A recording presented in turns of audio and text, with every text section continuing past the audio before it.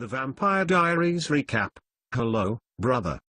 I don't know how it happened, but somehow, we've come to the start of the final season of The Vampire Diaries, a show I have loved, probably a little too much, since the moment Stefan Salvatore's voiceover started telling us his story.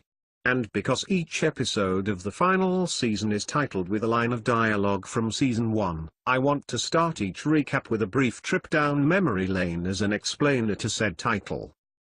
Hello, brother. The title of this episode comes from the pilot of the show. In fact, those are the first two words ever uttered by Damon Salvatore, lovable bad boy and eternal stud.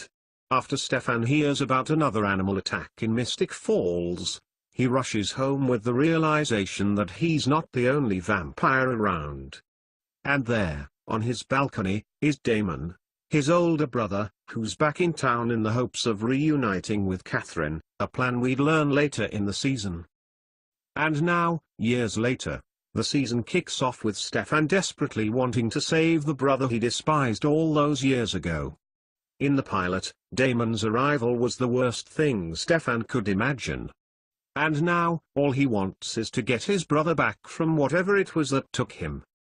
We pick up a few months after the end of Season 7, and more importantly, Damon and Enzo are still on their killing spree. In a shot that perfectly mirrors the opening of the pilot, a young couple is driving through the fog, before they somehow manage to swerve around Damon, who's standing in the middle of the road. His favorite trick, but sadly for this couple, Enzo's just a few yards away, and when they hit him, well, their fates are sealed. This scene definitely wins the award for most meta lines.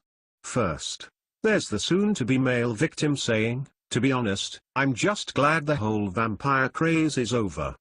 And then there's Enzo and Damon's entire discussion about how maybe it's time to say goodbye to the standing in the middle of the road trick. After all, it hurts.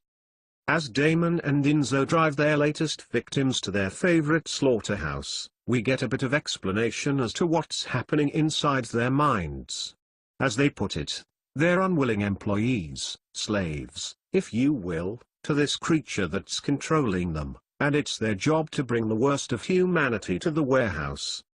After asking their victims about their dirtiest deeds, they decide the male shall be fed to whatever it is in that bloody water while the woman gets to die a respectable death. Enzo bites her. Just like that, the beast has been fed, and Enzo and Damon are off to get some sleep. Welcome to Season 8. Back in Mystic Falls, Caroline and Stefan are enjoying some time not sleeping while Bonnie writes in her diary to Elena. She tells her best friend they're no closer to finding Damon and Enzo than they were months ago. And when the string on her guitar breaks, she flashes back to a time when Enzo was around to fix her broken strings, a memory that causes her to break down. Poor Bonnie is dealing with losing the men she loved, while Caroline's biggest concern seems to be the fact that her nanny is way too hot. It's in her aunt that we learn Rick is now running the armory. Caroline's worried he could be susceptible to hot nanny charms, though she should probably be more worried by the fact that a couple of interns just showed him how to isolate his sense of touch in order to walk through a wall in the vault. I got to admit, seeing Rick in a dark ancient tunnel just feels right.